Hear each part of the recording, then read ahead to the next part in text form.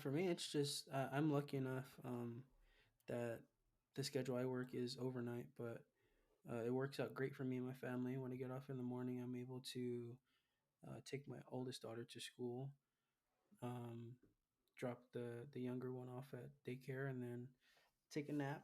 You know, get my rest in for the day, and I'm right back up right before it's time to pick up my daughter, and I'm up for the day. So that's how I sacrifice. I mean, during the week, I get less sleep than I probably should, but at the same time, I get to still spend a good amount of time with my daughters before I head off to work. That's nice. I remember when I was working overnights, it was a lot of the same where I would get off, I would get home, I would take my oldest to preschool when I was on that schedule. She was like 2, and then I would sleep. She would come home. My um I guess wife at the time, they would come home from preschool, and I'd wake up, hang out with them for a couple hours, and then it was off to work and do it back the same way the next day. And it really changed because it was really short. Those days are short, especially your days off. They're short. They go by quick. So Yeah, no, you're not lying. no, they go You're by, definitely right. and that's with every job.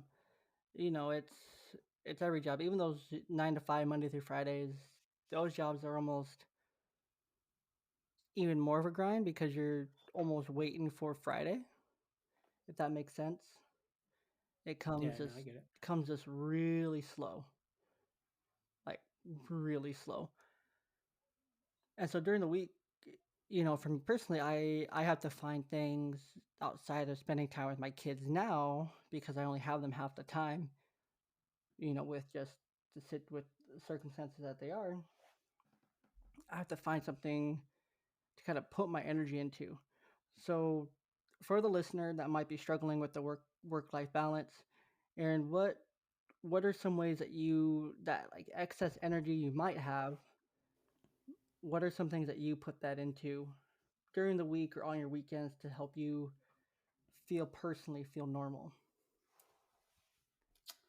Um, what's helped me actually recently is just working around the house. You know, keeping things organized, keeping things clean. It's therapeutic. I mean, it's very satisfying when you have certain things that you got to put into order, and you put them into that order. I like it. I like it. For me personally, this is gonna sound weird to a listener, but I love listening to TED Talks.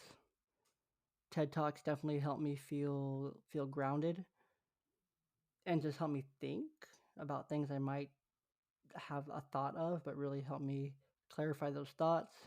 In addition to that, being creative, being able to find an outlet for the creativity I might not get to have at work.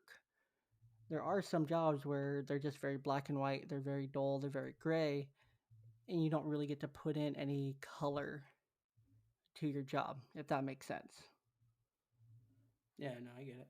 And so being able somewhere to almost paint a canvas. I mean, I don't paint, but I write. I will blog. I will, work on the scripts for our podcast here, or I'll work on, chopping up the audio for YouTube videos or for TikToks or creating Instagram posts, just literally anything to be creative. And Yeah, thinking you got of to stimulate that.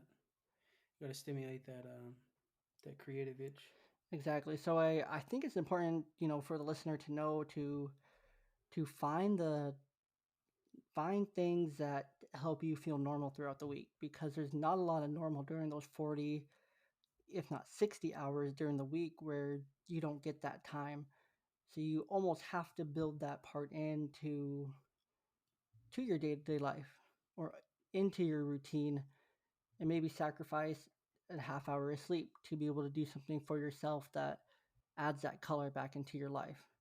Which brings us to kind of talking about when it comes to self care. Working blue collar